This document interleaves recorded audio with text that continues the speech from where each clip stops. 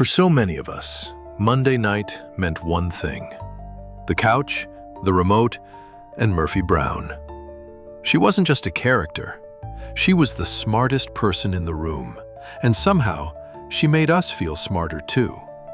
That was 1988. The cast has lived entire lifetimes since then. Some you'll recognize right away. A few will catch you off guard. 10 seasons, one newsroom, and a cast that felt more like family than television. Murphy Brown didn't just make us laugh. It made us believe that sharp, complicated women belonged at the center of the story. I'd love to know who you watched this show with. A parent? A roommate? Maybe just yourself after a long day. Those Monday night memories are the reason this channel exists. Share yours as we go. Let's start with the face that lit up the newsroom the moment she walked in. You could always hear Corky before you saw her. That bright voice cutting through the cynicism of the FYI newsroom like sunlight through blinds.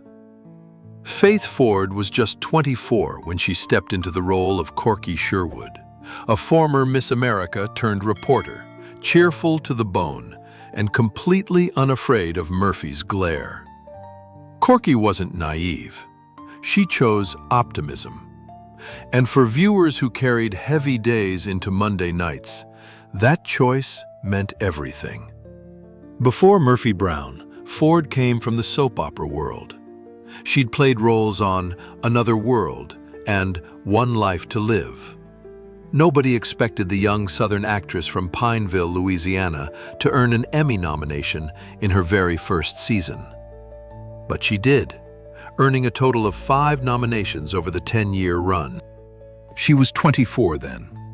Today, at 61, Ford is aging with incredible grace. She returned as Corky for the 2018 revival and later appeared on the Night Court reboot in 2023. She also wrote a Southern cookbook, Cooking with Faith, rooted in her grandmother's Louisiana kitchen. The camera still loves her. But it was never just the face. It was that stubborn, joyful warmth she brought into every room. She was the youngest in the newsroom family. But someone even younger was about to walk through that door. Now picture the place you went after the news was done. Dark wood, low light, a bartender who never rushed you. That was Phil's. Every Monday night, the FYI crew walked through that door. And every time, the regulars yelled the same thing. "Close the door!" It never got old. Because Phil's bar wasn't a set. It felt like somewhere you'd actually been. Pat Corley played Phil for 8 seasons. Most viewers never knew his real story. He started out as a teenage ballet dancer in Stockton, California. Then came the Korean War. Then off-Broadway alongside James Earl Jones and Al Pacino. Somewhere along the way, Laurence Olivier himself called Corley to say his work on Hill Street Blues was the finest television acting he'd ever seen. That kind of praise doesn't come twice. Corley was 58 when Murphy Brown began. He left us in 2006 at 76 from heart failure. In the 2018 revival, Phil's bar was still standing. His sister Phyllis ran it now. The stools were the same. The feeling hadn't moved an inch. Some doors you walk through once and never forget. Phil held that door open for all of us. There are more faces from that newsroom still ahead. And the next one brought an energy nobody saw coming. A 27-year-old Harvard grad walking into Murphy Brown's newsroom. That was Miles Silverberg, and Murphy ate him alive. Grant Shaud made panic look like an art form. Every stammered comeback, every wide-eyed reaction to Murphy's jabs made us root for the underdog nobody thought would last. He lasted 8 seasons. Today, at 65, time has only deepened his elegance. Shaud Shaud never chased fame. He moved to New York theater, appeared on The Marvelous Mrs. Maisel, and showed up wherever good scripts called. When Miles left FYI, someone had to fill that chair. The person who did was already a legend. He showed up with a paintbrush and never finished the job. That was Eldin Bernecky, and honestly, nobody wanted him to finish. Robert Pastorelli turned a house painter into the most unexpectedly tender presence on the show. Eldin didn't belong in a newsroom. He belonged in Murphy's living room, painting murals on her walls instead of covering them in beige. Before Hollywood, Pastorelli dreamed of becoming a professional boxer. A near-fatal car crash at 19 changed everything. He found acting instead, and it found its way back to him. After small roles in Beverly Hills Cop 2 and Outrageous Fortune, Murphy Brown gave him a home. He stayed for 6 seasons, became Baby Avery's caretaker, and dispensed philosophy nobody asked for, but everyone needed. He was 34 when the show began. He left us in 2004, at just 49. Life brought challenges he faced privately. But what he left behind was this: a character who reminded us that wisdom doesn't need a degree. It just needs a kind voice and an open door. The living room felt emptier after Eldin, but the newsroom still had its anchor.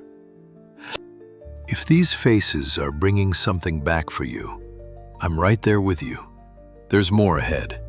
And if this channel feels like home, I'd love to hear which memory hit first. Every great show has the one person everyone trusts. On Murphy Brown, that was Frank Fontana. He was the only soul in that building who called her Murph. And somehow, she let him get away with it. Joe Regalbuto gave Frank a loyalty that never felt scripted. It felt earned, like a friendship you'd recognize from your own life.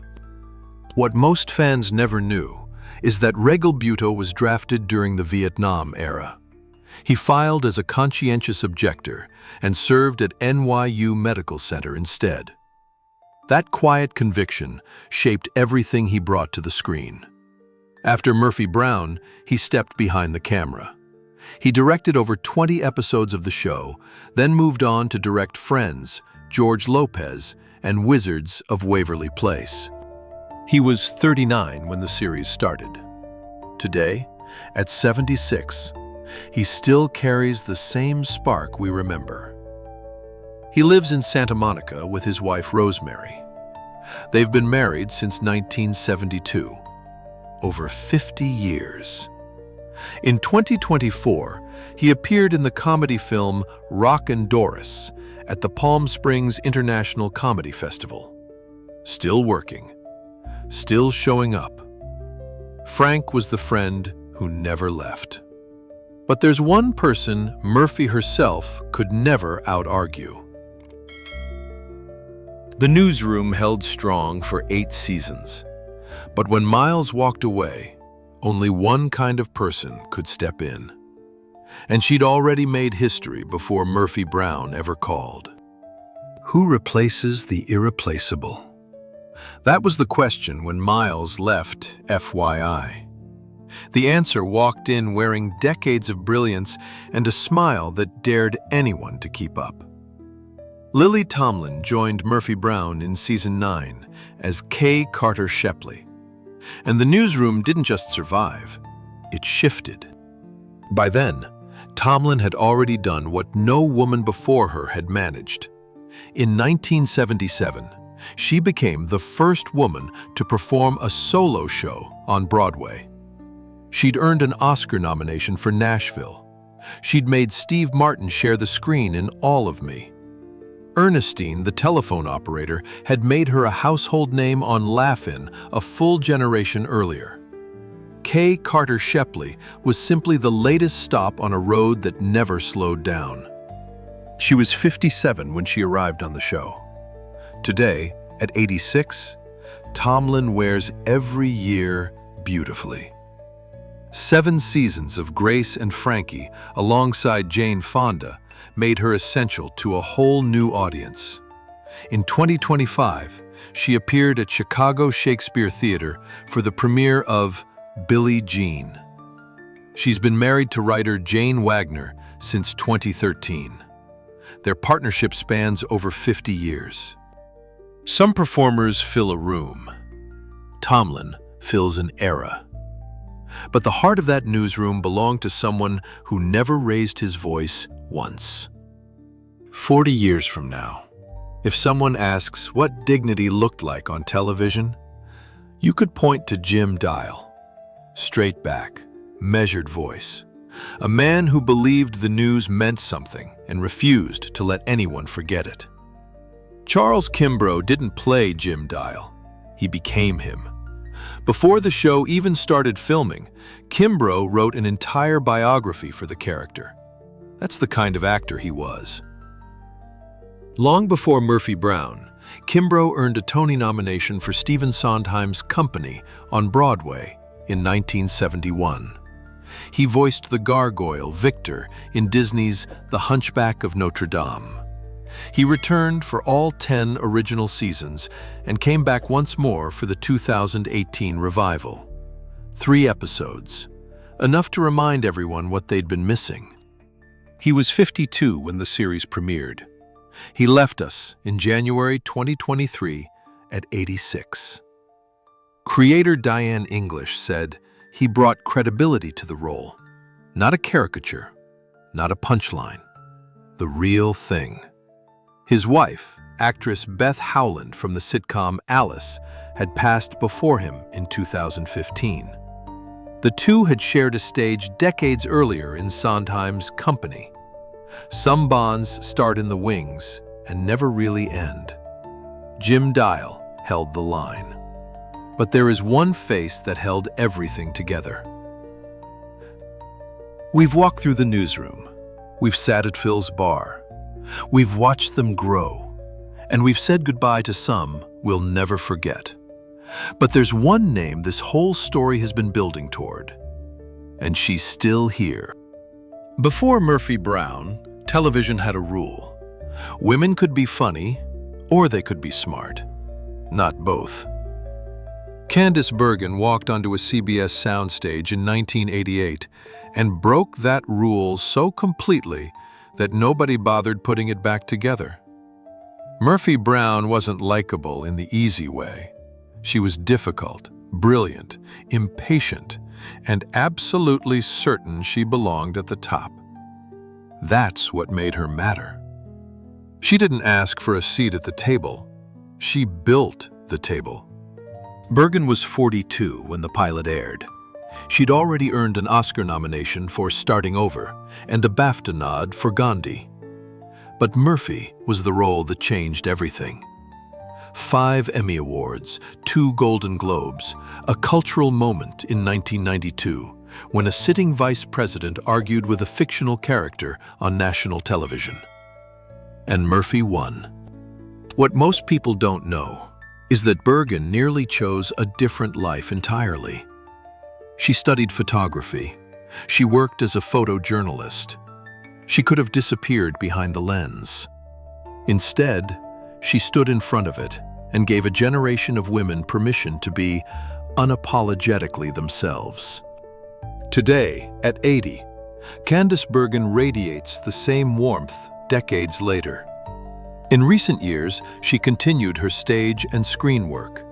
In early 2026, she guest starred on Shrinking alongside Harrison Ford. Her daughter, Chloe Mal, was named editor-in-chief of American Vogue in September 2025. The legacy didn't stop with Murphy. It just kept growing, in ways even the writers couldn't have scripted. She was the reason we tuned in. She was the reason we stayed. And 38 years later, she's still the smartest person in the room. But we can't close this story without honoring the heart at its center. Charles Kimbro gave us something rare, A man on television who never needed to shout to be heard. Jim Dial stood for something: accuracy, fairness, the belief that truth still mattered, even when nobody was watching. Kimbro carried that with him every single take. He left us in January 2023 at 86. But every rerun, every clip, every time someone sits a little straighter at the anchor desk, he's there. Not gone, just between the lines where the best performances live. Some voices stay. His is one of them. 10 seasons, 8 lives, one newsroom that somehow held all of it together. Murphy Brown wasn't just a show we watched, it was a room we belonged in. And part of us never left. Somewhere, that Motown beat is still rolling over the opening credits. Corky is still smiling. Jim is still straightening his tie. And Murphy is still winning the argument. So let me ask you this. When you think of Murphy Brown, where were you? Who was beside you? I'd love to read that memory in the comments. There are more stories like this one waiting. More faces, more Monday nights, more living rooms we used to know. Until next time, hold on to that feeling.